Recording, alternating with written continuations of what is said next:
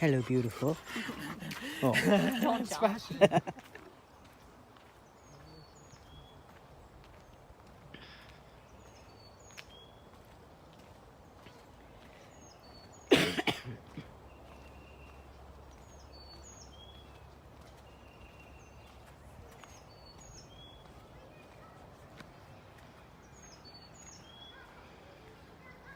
It's my birthday today, so I thought we would come to Millhopper Park to take a little walk. We will be walking slowly because I'm recovering from pneumonia. My doctor gave me some amazing cough medicine that I never heard of before and couldn't possibly pronounce. But it seems to be helping because I had developed costochondritis, which is rather painful, and it seems to be getting much better with the absence of constant coughing.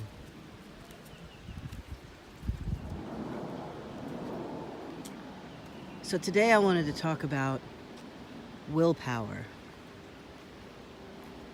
See, when I'm sick, I tend to watch a lot of, I was gonna say mindless television, but it's not really mindless television, it's just easy watching.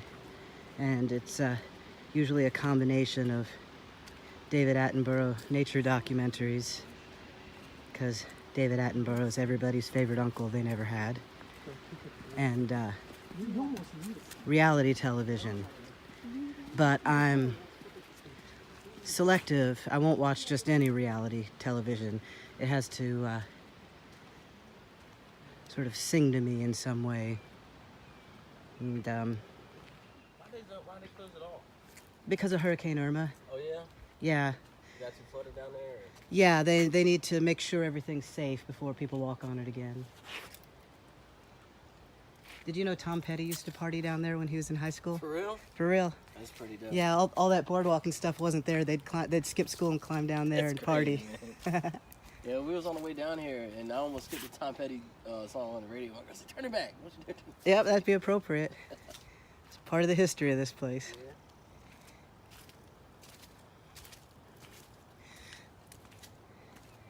So anyway, I was watching this show called My 600-Pound Life. Not exactly sure how I ended up on that one, but it was fascinating. The premise of the show is that people who weigh 600 pounds or more go to this bariatric surgeon in Houston, Dr. Nazarian, to try to get surgery and lose weight. And each episode follows one person through a year of their life. And there are aspects of the show I don't really care for, like, as you might expect, it's got a lot of expose feel to it. I understand they're trying to show the day-to-day realities of people who weigh that much, which I was already familiar with, having been in a long-term relationship with someone who weighed between 600 and 700 pounds. But sometimes I felt like the show was going out of its way a little bit to humiliate people, and I didn't like that. I don't like the moralistic tone, and but what was interesting to me about the show is that there are all these people in more or less the same situation, but they all responded to it differently.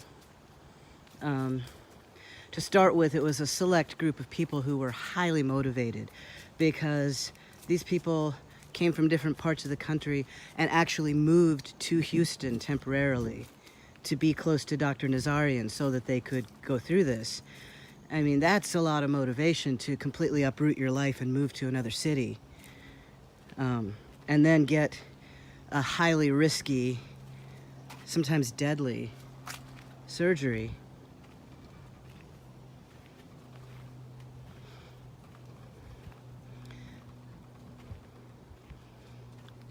And what I noticed was some people, they seemed to really rise to the challenge, and being filmed made them even more accountable.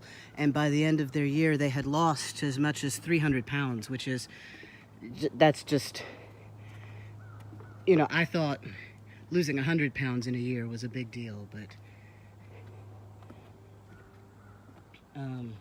but there were other people that puzzled me because they had gone through all of this expense and all of this stress and moved to Houston and managed to get the doctor to approve their surgery, because every time any patient that came to see him, he would send them away and tell them they had to lose 50 pounds before he would do the surgery. And some people would go through all of that, come back, get the surgery, and then they wouldn't do the work. The show makes it clear that weight loss surgery is not magic. You still have to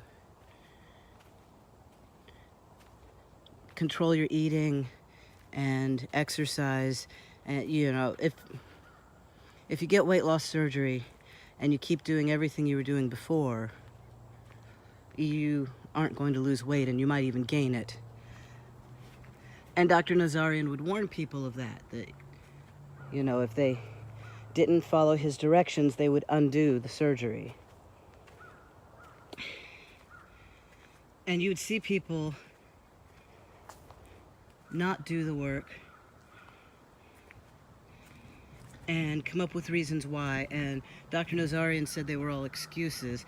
Some of them, I wasn't really sure whether it was an excuse or a reason, but some people would just blatantly disregard what he told them to do. Like, he put all his patients on a low-carb diet,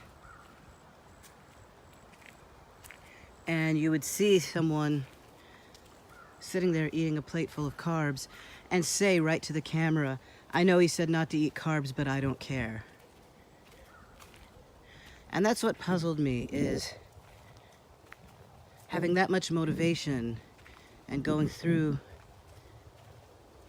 that much struggle, and then just deciding that you don't care what the person that you have made this pilgrimage to see and paid all this money has told you to do. So it got me thinking about willpower, because that's a concept that I think is mostly used to shame people, and I don't think there is such a thing as willpower. We act like it's this muscle you can exercise and get stronger at, and that the people that went to Dr. Nazarian and gained weight over the course of the year were deficient in willpower, and it was some sort of moral failing on their part.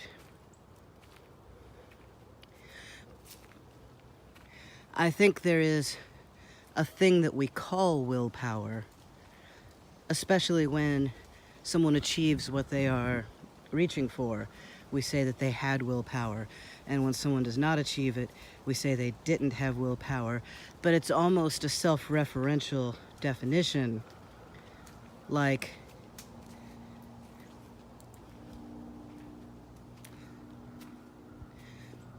I don't know, to me, what determines whether someone will achieve their goal or not is a combination of factors, and a big one is motivation. You know, if you're trying to achieve something because somebody else told you you have to, you're not going to have a lot of motivation, and it's going to be really hard to achieve it. That doesn't mean you didn't have willpower.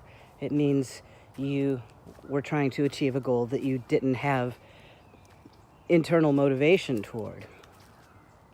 But motivation isn't enough. I mean, motivation is not going to make a paralyzed person get up and walk. Neither is willpower. But motivation is not going to make a person who weighs 600 pounds lose 300 pounds in a year. Not if other things aren't in line. One of them is support. I think a lot of times we're trying to achieve something and the people around us are actually sabotaging us. For example, I was in grad school and someone who was allegedly my friend heard me talking about my plans for what I was going to do when I finished grad school, and she got a panicked look on her face and said, "Oh my gosh, what will you do if you can't get a job?" And I said, "I'll set up a tent in your yard and live there." But the thing is, she was not really being supportive. That was almost a sabotage. You know, put doubts in someone's mind, get them worked up and afraid of unpleasant outcomes instead of supporting them. "Oh, those are great plans. I'm behind you. I'm here for you. I believe you can do it." So support versus sabotage is part of this willpower equation.